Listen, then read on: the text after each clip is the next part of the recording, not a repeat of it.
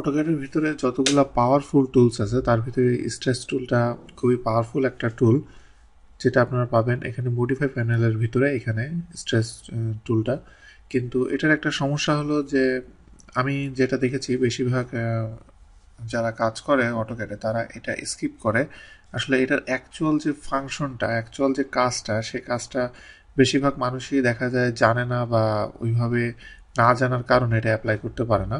তো এটার actual apply যেটা সেটা আমি আপনাদেরকে দেখাচ্ছি।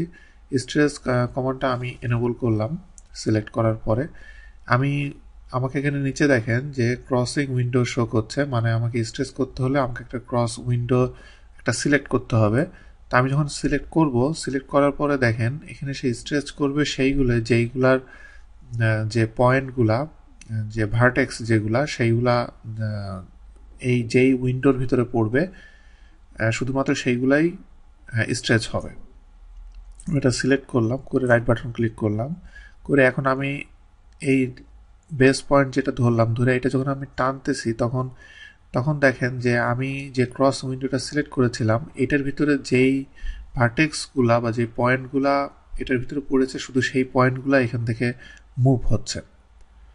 এখন আমি এটা 6 ইঞ্চি মুভ করলাম।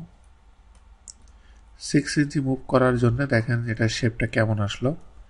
এরপরে আমি আবার স্ট্রেস কমান্ডটা স্পেস বার দিয়ে আমি এনেবল করলাম, করে আমি এইটুকু সিলেক্ট করলাম, করে রাইট বাটন ক্লিক করে আমি আবার এটা একটু ছোট করব। সেক্ষেত্রে আমি এখানে অর্থ মোডটা আমি অন করে নিচ্ছি অ্যাকুরেসির জন্য। এবার আমি এটা 4 ইঞ্চি দেওয়ার পরে দেখেন এটা একইভাবে এটা সরে গেল। তো এইভাবে আপনি স্ট্রেস টুলটা আপনি ইউজ করতে পারবেন, আপনার ডিজাইন মতো আপনি এটা চেঞ্জ করতে পারবেন। এখন অ্যাকচুয়ালি আমরা এটা কোথায় ইউজ করব সেটার একটা প্র্যাকটিক্যাল এক্সাম্পল আমি আপনাদেরকে দেখাচ্ছি। এখানে দেখেন, এখানে উপরের যে সেকশন, এই যে পুরা সেকশনটা, এই দুই সাইড শেলফ আমি ডিলিট করে দেব।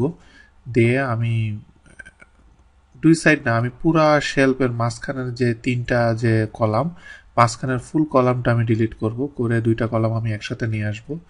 সেটা আমি কিভাবে নিয়ে আসি সেটা দেখেন।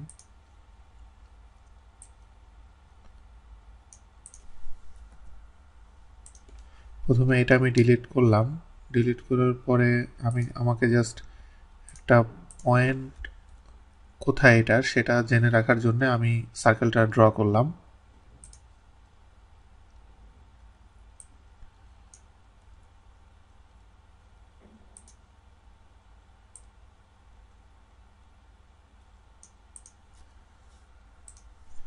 আমি ইরেজ করে দিয়েছি। দেওয়ার পরে এবার আমি স্ট্রেস টুলটা আমি ইউজ করব।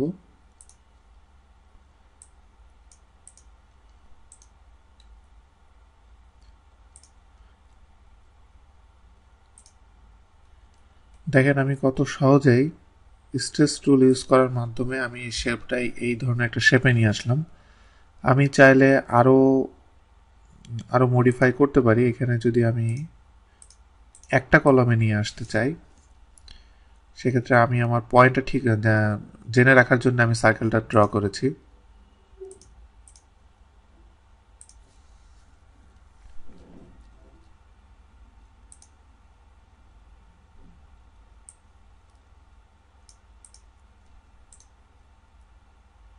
এই পয়েন্টটা নিয়ে আমি যদি এই সেন্টারের পয়েন্টটা দিয়ে দিই, দেখেন একটা কলাম কীভাবে হয়ে গেল।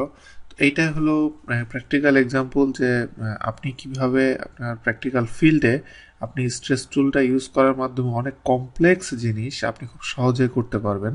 তো বেশিরভাগ সবাই ইউজ করে না আসলে এটা, মানে নলেজটা, মানে এটা যে কীভাবে কাজে লাগাতে হবে এইটা আসলে বেশিরভাগ মানুষেরই ক্লিয়ার না।